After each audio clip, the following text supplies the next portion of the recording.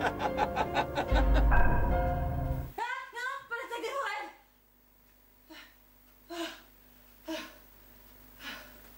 Je crois que j'ai lu beaucoup trop de creepypasta avant de dormir, moi.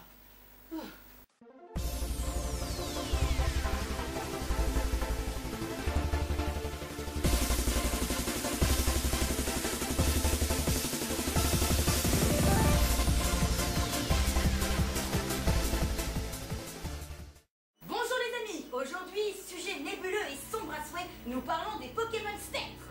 Mais entrons dans le vif du sujet, voulez-vous. Nous avons 33 Pokémon Spectre, 37 si on compte bien évidemment les méga évolutions connues et les formes alternatives. Nous avons donc 3 Pokémon à Kalos, 1 à Johto, 6 à Hoenn, 7 à Sinnoh, 9 à Unis et 7 à Kalos. Avec 9 Pokémon à type simple et 25 en type double. Et oui, les spectres aiment être pluriels. Et avec toutes les légendes dessus, des points étonnants. Forêt hantée avec Brocellum, l'ancien temps et la résurrection avec tout en qu'à faire, de montagnes enneigées avec Momartic, de peste noire avec Skelenox, des poupées abandonnées avec Polichombre et bien évidemment le légendaire Giratina, nous surveillant de son monde inversé, veillant à l'équilibre des univers quand Arceus se repose. Eh oui, on a de quoi faire des jolis cauchemars. C'est tout à fait rassurant. Mais bon, le type spectre, comment on lui botte les fesses et il botte les fesses à qui? Eh bien, les spectres sont sensibles aux spectres déjà. Oui, c'est comme pour les Pokémon dragons, ils ne s'aiment pas du tout entre eux. Ils sont aussi sensibles aux Pokémon ténèbres, à croire qu'ils n'aiment pas partager l'ombre de leur mystère. Ils sont généralement par contre résistants aux Pokémon de type insectes et poison et sont immunisés à tout Pokémon normal et combat. Mais il y a une exception, les Pokémon avec le talent querelleur. Ce talent permet à des attaques de type normal et combat de toucher des Pokémon spectres. Mais pour le reste, oubliez, taper du gaz ne donne que rarement des résultats visibles.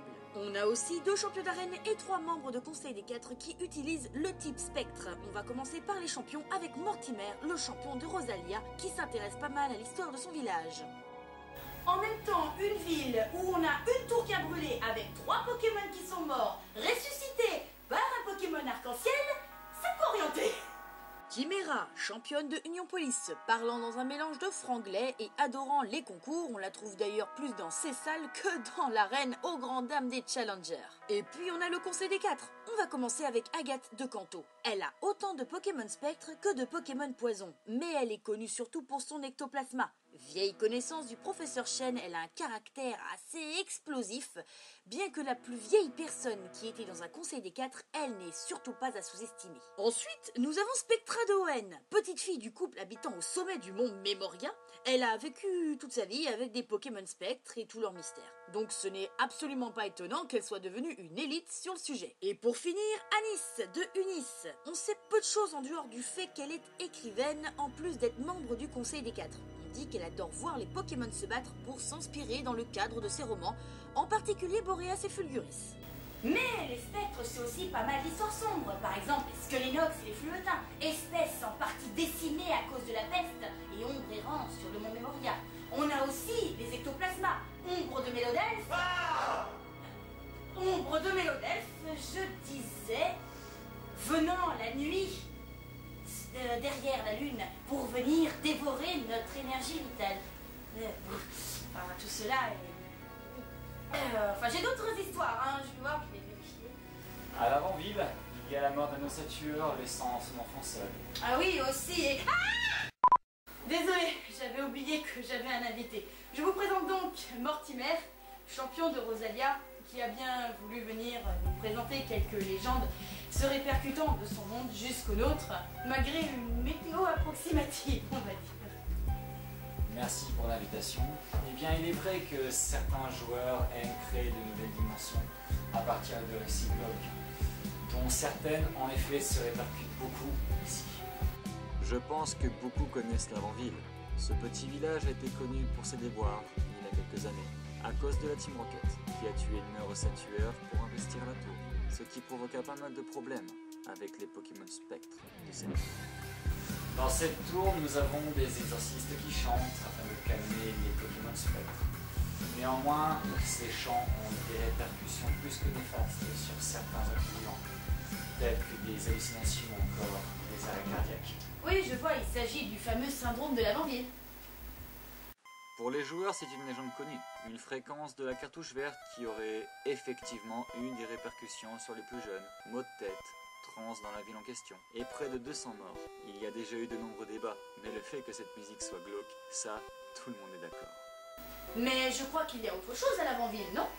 Oui, il y a la tombe du Ratatak, du petit-fils de ce cher professeur Chen. Une mort regrettable, néanmoins, toutes les morts sont inévitables, pas vrai? Oui. Mortimer nous parle de ce petit fait. Ici, Blue a le Pokémon starter au départ, Roucoups, Ratatak et Kadabra. Et à partir de la tour, Ratatak n'est plus dans son équipe.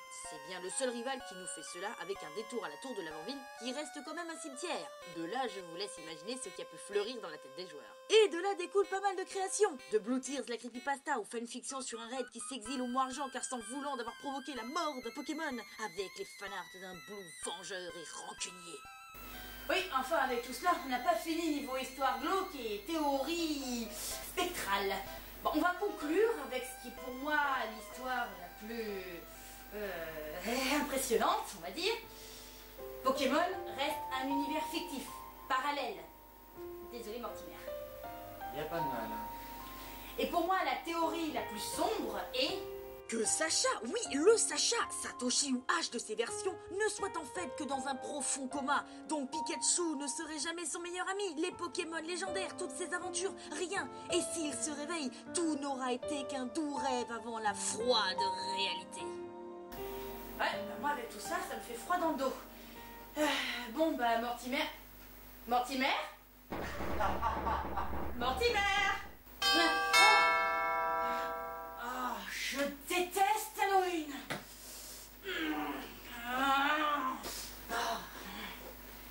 Bon quoi? Non, j'ai pas de bonbons. Comment ça sort? Mais non. Prenez soin de vous les amis. À bientôt.